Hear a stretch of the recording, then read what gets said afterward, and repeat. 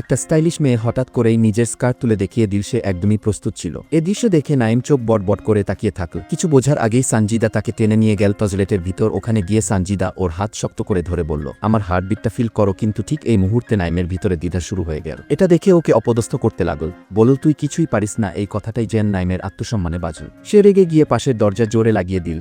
তারপর শুরু হলো এক অদ্ভুত কিন্তু গভীর সংযোগ। একটা মানসিক আর শারীরিক লেভেলে আসলে ওদের মধ্যে কোনো পূর্ব পরিচয় ছিল না। দেখা হয়েছিল একদম হঠাৎ। নাইমের একটা গার্লফ্রেন্ড ছিল যার সঙ্গে ওর রিলেশন এতটাই সিরিয়াস ছিল যে তারা বিয়ে নিয়ে ভাবছিল। কিন্তু মেয়েটার পরিবার ওকে মেনে নিচ্ছিল না। তাদের মতে নাইম একরকম বেকার, ভবিষ্যৎ নেই, চাপ সামলাতে, আর বিয়ের খরচ তোলার জন্য তারা প্ল্যান করল নাইম পাঠাওর মতো প্ল্যাটফর্মে গাড়ি চালাবে। প্রথম রাইডেই সে পেল সানজিদাকে, একজন সাহসী, বোল্ড আর হট ক্লায়েন্ট। সেই প্রথম দেখাতেই নাইম বুঝে গেল এই মেয়ে সাধারণ কারো মতো না। যখন মেয়েটা টয়লেটে গেল সে চুপি চুপি পেছনে গিয়ে দাঁড়াল। ভেবেছিল কিছুক্ষণ পরেই মেয়ে বের হবে, কিন্তু হঠাৎ করেই দরজা খুলে গেল। আর যা ঘটল সেটা রীতিমতো অবিশ্বাস্য।